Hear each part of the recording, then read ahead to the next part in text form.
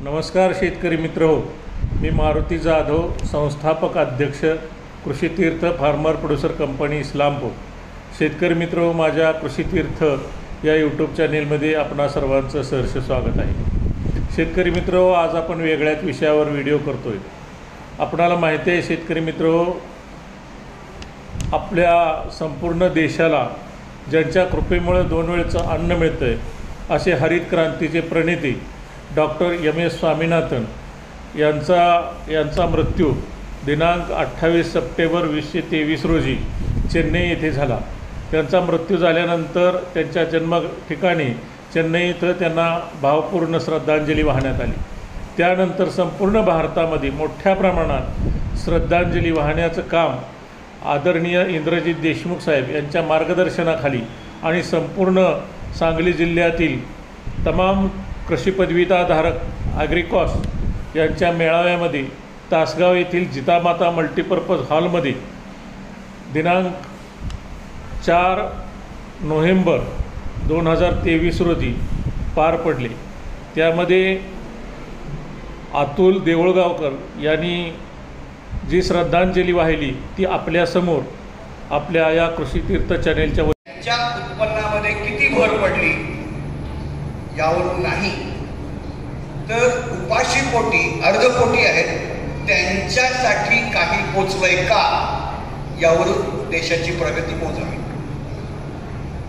धान्याची आयात करणं म्हणजे सार्वभौमत्व गहाण टाकणे. वनस्पती आणि शेतकऱ्यांवर संपूर्ण जग जगतं, पण त्यांना आपण तेवढी किंमत देतो का, असं वारंवार वेळोवेळी आपल्याला सावध करत होते ते स्वामीनाथन सर. त्यांना जगातले वैज्ञानिक, मी अनेक वेळा ऐकले म्हणून सांगतो, जगातले वैज्ञानिक चेन्नईला यायचे 7 ऑगस्टला. त्यांचा वाढदिवस वेगवेगळ्या पद्धतीनं साजरा व्हायचा आणि शेतीशी संबंधित, शेतकऱ्यांशी संबंधित विषयानं.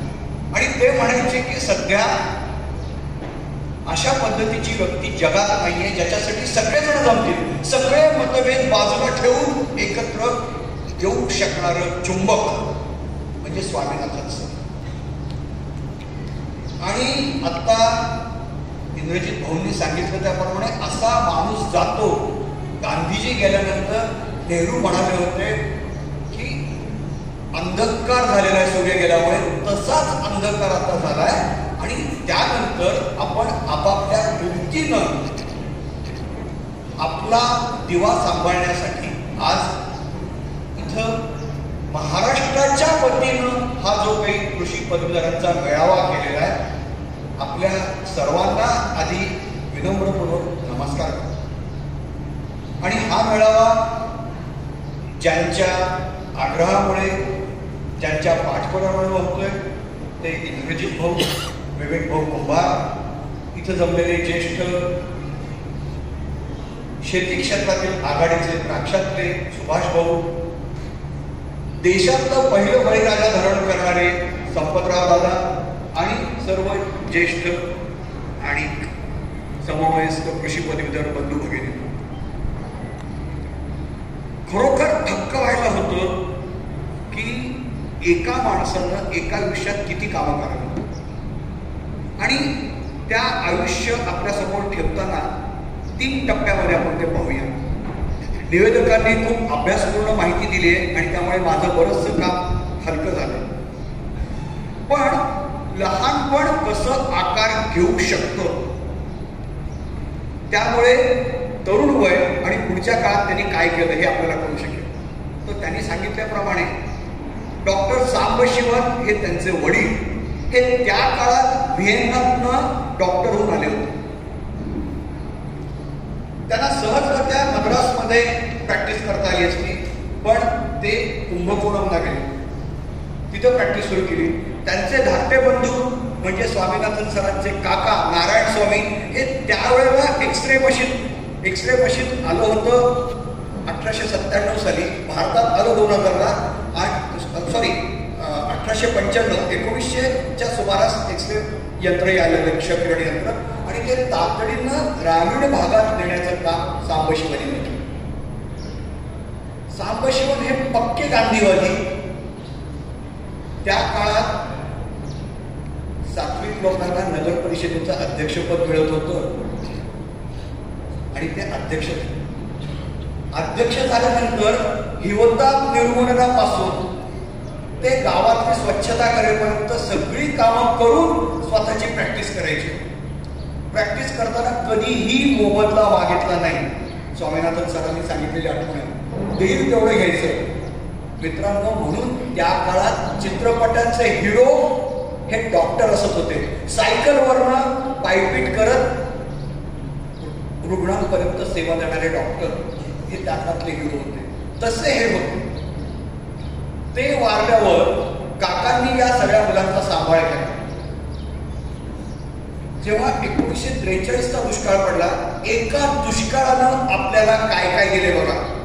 दुष्काळ तर झाला, जवळजवळ 40 लाख लोक बंगालमध्ये जात होते आणि त्याचं वर्णन वाचा म्हणजे कळतं की हाडाचे सापळे रस्त्याने हिंडतायत, रानामध्ये जनावरं म्हणून पडलेली आहेत आणि धान्याच्या कोठारा बाहेर अन्नान्न करत लोक मरतायत.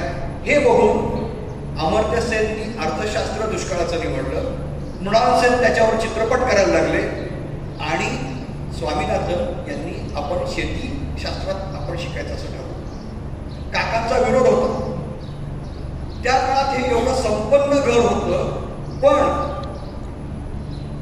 भात विकत घेता येत असून बाकीच्यांना भात तांदूळ मिळत नाही, म्हणून आम्ही खाणार नाही असा निर्धार करणारं ते घर. गांधीजी, राजाजी, वल्लभभाई हे सगळे त्यांच्या घरी उतरत होते. गांधीजी एकदा आले तर आईने सांगितलं, आई सूट काटायची, असे सगळे गांधीवादी. आईने सांगितलं की ते बापू येणार आहेत, त्यांनी काही मागितलं तर द्यायचं.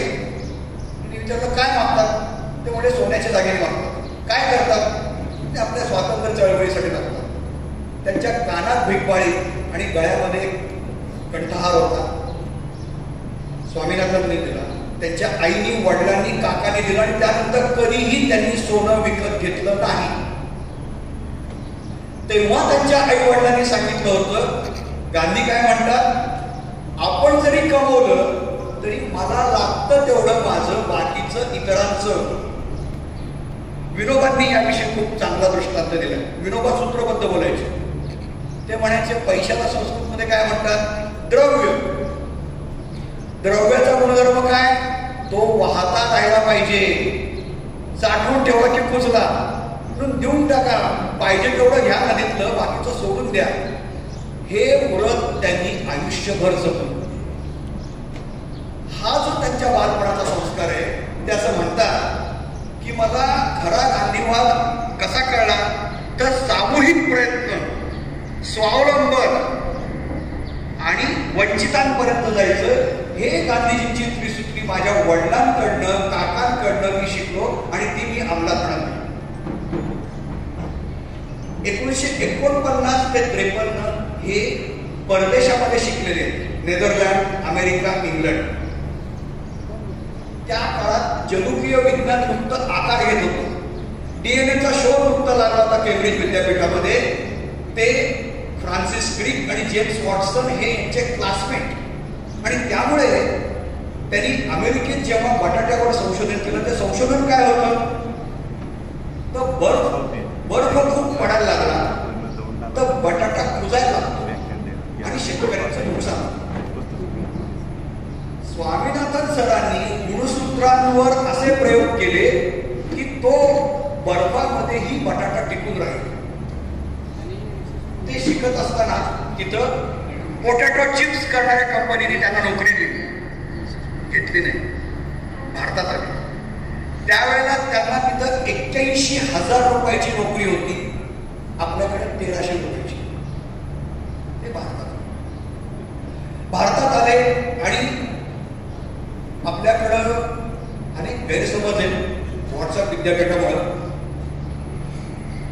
पंडितजी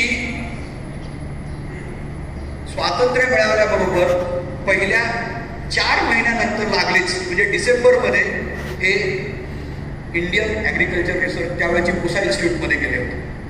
आणि आपल्याला म्हणजे भिकेचं वाडगं घेतलेलं पंतप्रधान असे त्यांचे कार्टून्स जगभर येत होते त्या काळात.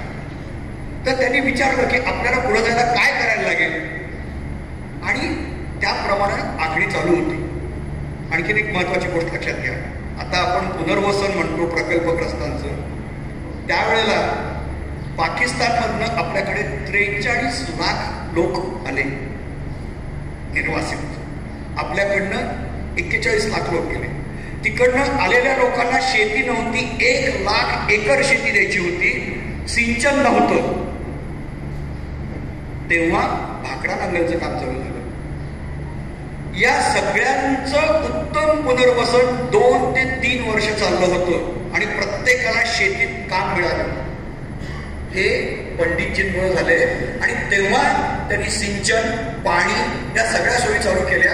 आणि या पार्श्वभूमीवर जेव्हा स्वामीनाथन यांना ते भेटले तेव्हा त्यांनी सांगितलं की शेतीशास्त्रज्ञांना किंमतच नाहीये, सगळी किंमत ही IAS ऑफिसर नाही. हे तेव्हापासून अखेरपर्यंत त्यांचं मत होतं आणि ते शेवटपर्यंत कृषी शास्त्रज्ञांना, कृषी पदवीधरांना योग्य तो मान मिळावा यासाठी झटत होते. तर हे सगळं झाल्यामुळं आपल्या हरित क्रांतीचा पाया हे लक्षात घ्या.